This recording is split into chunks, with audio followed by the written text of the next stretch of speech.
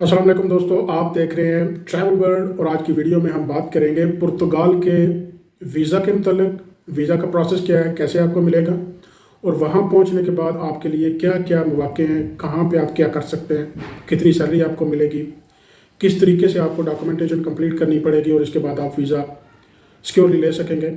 और 4 महीने का वीज़ा इनिशियली अगर आप जॉब के लिए अप्लाई करते हैं, इनिशियल वीज़ा आपको 4 महीने का मिलता है, बाद में वहाँ पे एक्सटेंड भी होता रहता है। वो कोई इशू नहीं होता। जिस कंपनी में जिस जगह पे भी आप जॉब करेंगे, जो भी आप कारोबार करेंगे, उन डॉक्यूमेंट्स की बेस पे आपको फिर आगे वो वीज़ा एक्सटेंड होते रहते हैं।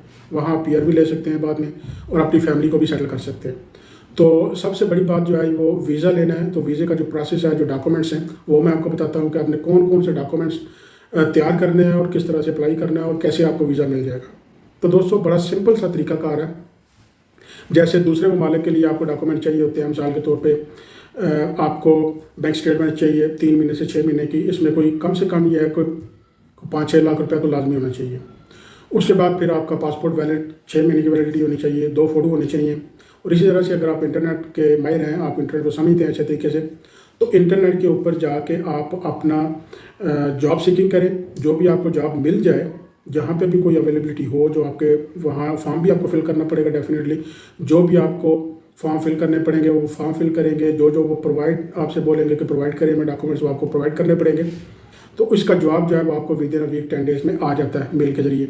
और इसमें आपको सारी डिटेल बताई जाएगी कि आप अप्रूवल है या नहीं है। अप्रूवल होने की सूरत में आपको वो इन्विटेशन भेजेंगे। इन्विटेशन आप एम्बेसी में लेके जाएंगे और एम्बेसी में आपको कौन कौन से डॉक्यूमेंट चाहिए वो जैसे मैंने आपको बता दिया है। बाकी डॉक्यूमेंट्स के बाद आपको ट्रैवल इंश्योरेंस चाहिए।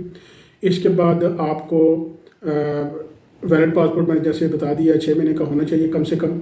और उसके बाद जो टिकट रिजर्वेशन है, ये कम से कम आप रिटर्न लाजमी आपके लिए होती है।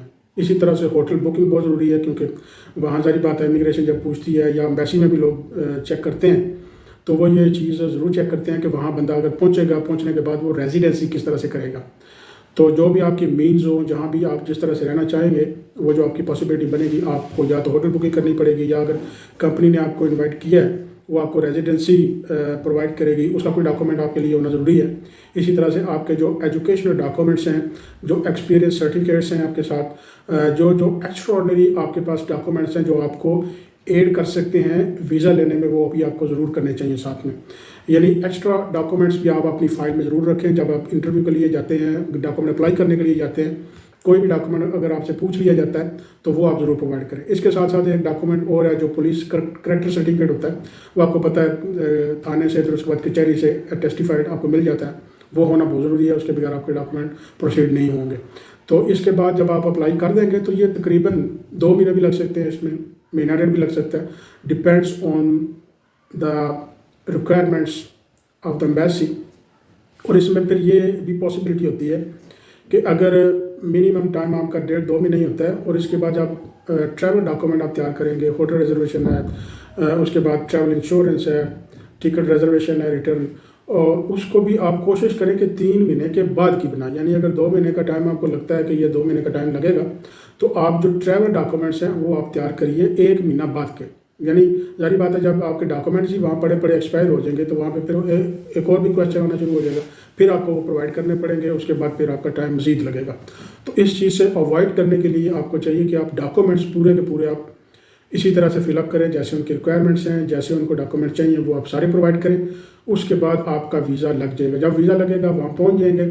उसके बाद अपनी जॉब करिए। सैलरी आपको तकरीबन 1000 यूरो के आसपास, 800-1000 यूरो आप मंथली कमा सकते हैं अगर आपकी अच्छी कोई जॉब है।